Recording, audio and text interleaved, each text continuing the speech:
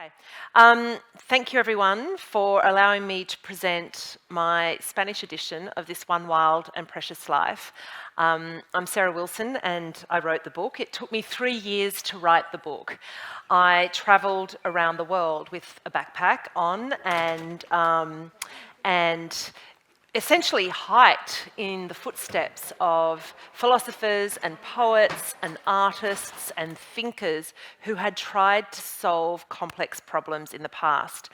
And for me, the problem I was trying to solve was how to cope, how to live a full life within the climate crisis. And all of my books that I've written, starting with I Quit Sugar, were books written based on the fact that I had a problem that I couldn't solve. And I thought I would go deep down into the research, the science, the mindfulness philosophies that could help solve the problem. And I go down deeply for as long as it takes.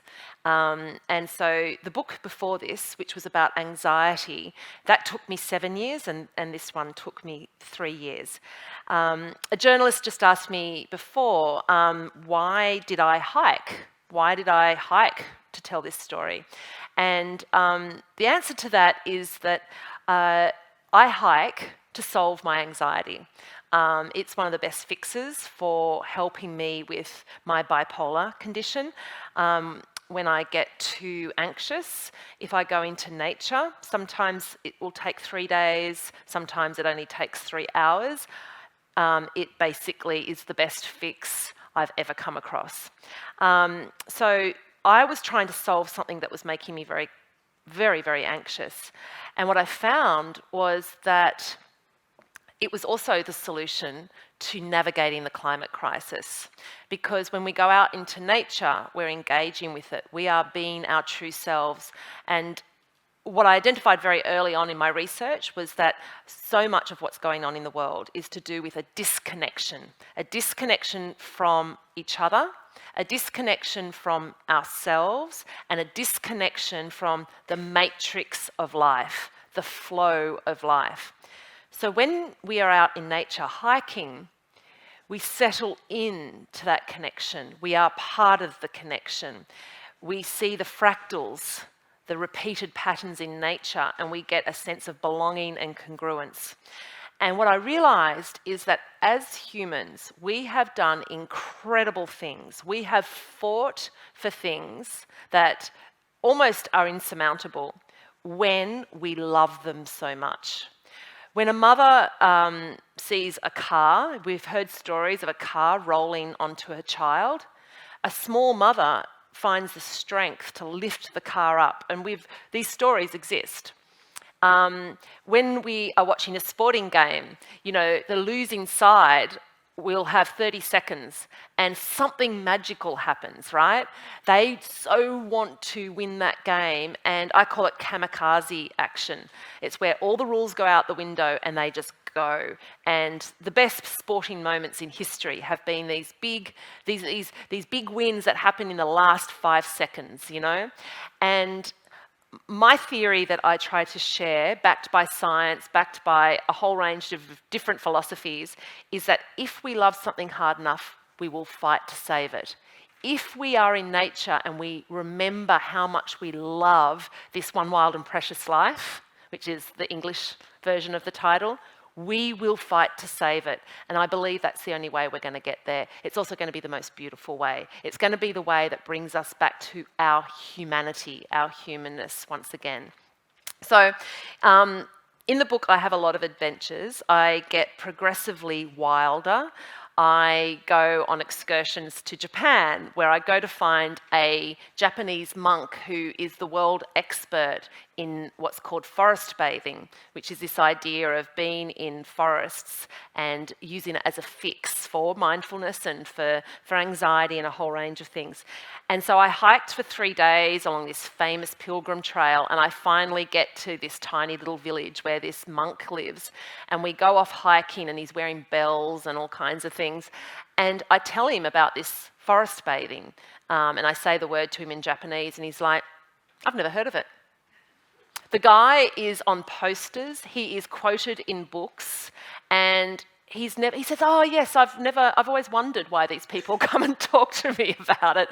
Anyway, it's an example of how you can have these ideas, but then another story comes out of it. But I have incredible journeys and sort of adventures with people, which illustrate one of the points in the book, and one of the chapters is called Go to Your Edge. The edge is where we are meant to be. And yet we have a culture which is all about comfort, going away from the edge and coming back to the safe spot. So I try to sort of, I tell stories that illustrate how I go to my edge, how we can go to our edge in different ways, but also how people throughout history have gone to their edge, how humanity has gone out to their edge to solve problems. So the other reason I hike is because, of course, I wrote this book, and just as I wrote it during the Australian bushfires, and of course here in Spain you had very similar bushfires and a drought and all of the rest, and climate change was very real and it was very in our face. As I was about to send the book to the publisher, COVID-19 hit, and I said, look, this is big, I think this is going to be big, and I asked the publisher if I could stop it from going to the printers. So I pulled it back, and for 6 weeks I rewrote the entire book, and I was more radical, because I realised the pandemic was exactly the illustration of everything I was talking about. The fact that the problems of the world were getting so complex at a time when we had lost our ability to cooperate and to connect and solve problems together. So that happened. The Black Lives Matter thing happened. Me Too was also happening. The whole book, I lived out all of these things. So it was a very interesting way to do things. But I hiked as well because these were complex, difficult subjects that most people don't want to face. Most people want to go and cocoon and hide. And hiking is sexy. It had become sexy during the pandemic, and I knew this was going to be a way to get people to buy the book and stay reading the book and feel engaged in the book. And I suppose that comes from my background as the editor of Cosmopolitan, right? But also I did it, with I Quit Sugar. Nobody wants to quit sugar. So I had to find a way to make it fun and sexy. I did these beautiful, fun recipes with lots of colour. With anxiety, I had to make confronting the beautiful beast, as I call it, sexy. Change only happens when we make the new way of doing things sexier or more charming than the status quo. And so that's very much what informed the writing of this book. It's a book that changed my life, and people often say, did it work? And yes, it did for me. The journey saw me come out the other side with not an optimism. I think optimism and pessimism are very similar. When you're pessimistic, essentially what you're saying is, it's useless, I don't have to do anything. Optimism says, everything will be right, I don't have to do anything. So I don't think optimism or pessimism are the way to go. What I believe in is hope. Hope is optimism plus action. And we are at our best as humans when we are engaged, when we're at our edge, when we are engaged in action, when we're fighting for something. That is when we are at our best. I talk about the London Blitz. In London, during World War II, when the bombs were coming in, it's recorded as the happiest time that the Brits have ever experienced. I don't know if that says anything about how unhappy the Brits are normally, but it's recorded as the happiest time in British history because they were collectively engaged and fighting for something. And in fact, Winston Churchill built several mental institutions on the outskirts of London to be able to house people who were terrorised and in trauma from the bombings. They stayed empty the entire war. And in fact, the mental institutions that housed the people that were mentally ill before the war also emptied out because there was this camaraderie. So yes, I believe that hope is the way because it involves activism, it involves action, it involves engagement, cooperation, and all of those things. So that's how I conclude the book, and I leave people with a prescription for how they would like to live their life in the meantime, while we don't know. So there's a lot of mindfulness techniques in here, spiritual techniques, but also ways to live a life that's truly wild.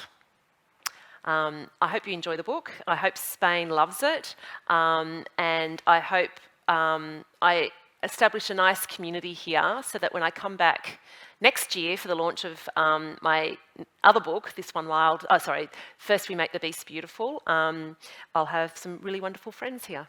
Thank you.